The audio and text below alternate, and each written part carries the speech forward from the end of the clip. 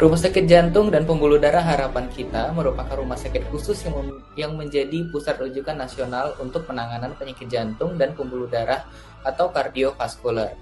Rumah sakit ini didirikan oleh Yayasan Harapan Kita di atas tanah seluas 22.389 meter di Jalan S. Parman, Kapling 87 Selipi.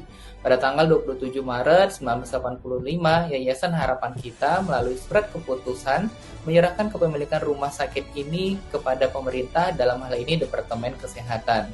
Pada tanggal 13 Juni 2005, ditetapkan Peraturan Pemerintah Nomor 23 Tahun 2005 tentang pola pengelolaan keuangan Badan Layanan Umum yang menyebutkan perubahan status rumah sakit yang semula berstatus perusahaan jawatan menjadi Badan Layanan Umum. Dengan demikian, Rumah Sakit Jantung dan Pembuluh Darah Harapan Kita pun berubah statusnya menjadi BLU RSCPD Harapan Kita yang berada di bawah Kementerian Kesehatan Republik Indonesia sebagai unit pelaksanaan teknis dengan menerapkan pola pengelolaan keuangan Badan Layanan Umum atau PPK BLU. Sebagai pusat jantung nasional, National Cardiovascular Center selain menyediakan pelayanan kesehatan jantung, juga dikembangkan sebagai wahana pendidikan serta pelatihan dan penelitian dalam bidang kesehatan kardiovaskuler.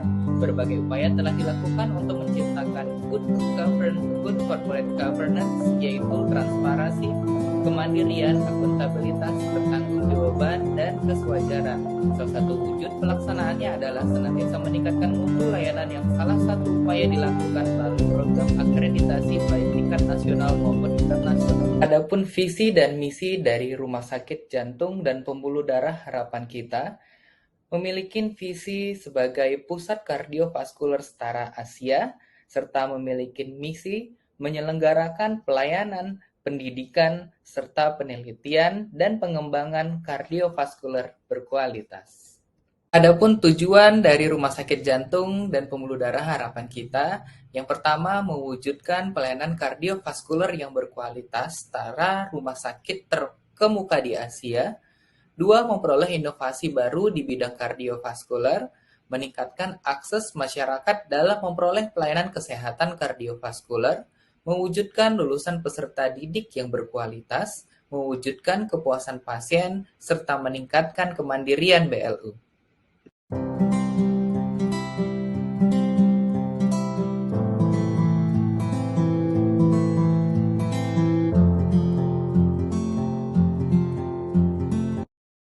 Perawat memiliki 3 fungsi, yaitu fungsi independen, fungsi dependen, dan fungsi interdependen.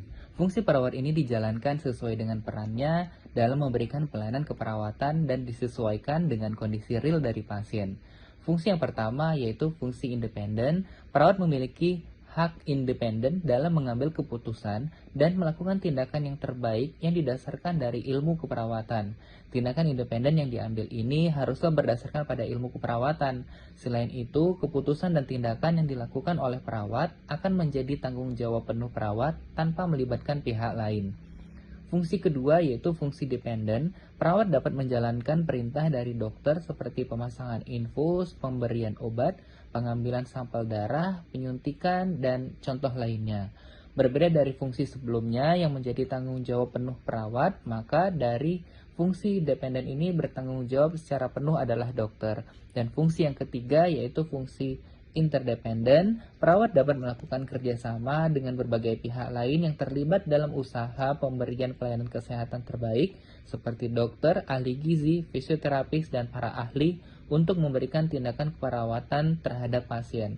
Sebagai contoh, dalam menangani pasien yang menderita diabetes, perawat akan bekerja sama dengan ahli gizi dalam menentukan kebutuhan asupan makanan yang sesuai.